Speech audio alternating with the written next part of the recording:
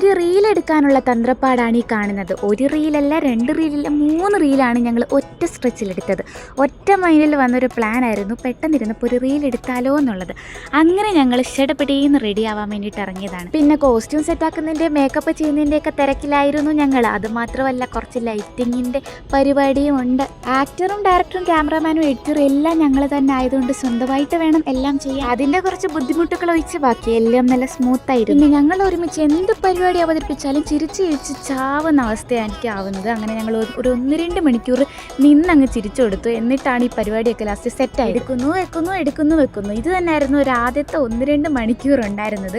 അങ്ങനെ അതൊക്കെ കണ്ട് ഞങ്ങൾ ചിരിച്ച് ചത്ത് ലാസ്റ്റ് എങ്ങനെയൊക്കെ ഒരു റീൽ ഒപ്പിച്ചങ്ങ് എടുത്തു. അങ്ങനെ ഒരു കോസ്റ്റ്യൂം മാറ്റി അടുത്ത കോസ്റ്റ്യൂം എടുത്ത് അടുത്ത സെറ്റിലോട്ട് ഞങ്ങൾ പോയി. ആദ്യത്തെ പോലെ തന്നെ രണ്ടാമതും ഞങ്ങൾ ചിരിച്ച് ഒരു അരമണിക്കൂർ അങ്ങ് കളഞ്ഞു. പിന്നെ താഴെ ഇരുന്നെടുത്തു, മേളിലിരുന്നെടുത്തു, എല്ലാം കൂടി കഴിഞ്ഞപ്പോഴേക്കും ഒരു പരിവമായി. എന്നിട്ടും 3ാമത് റീലും കൂടി എടുത്തിട്ടാണ് ഞങ്ങൾ നിർത്തിയത്. അതും കോളേജിൽ കുറച്ച് സംഭവങ്ങൾ എഴുതി വെക്കാനുള്ളതുകൊണ്ടാണ് ഞങ്ങൾ ഇപ്പോഴെങ്കിലും ഇത് തീർത്തത്.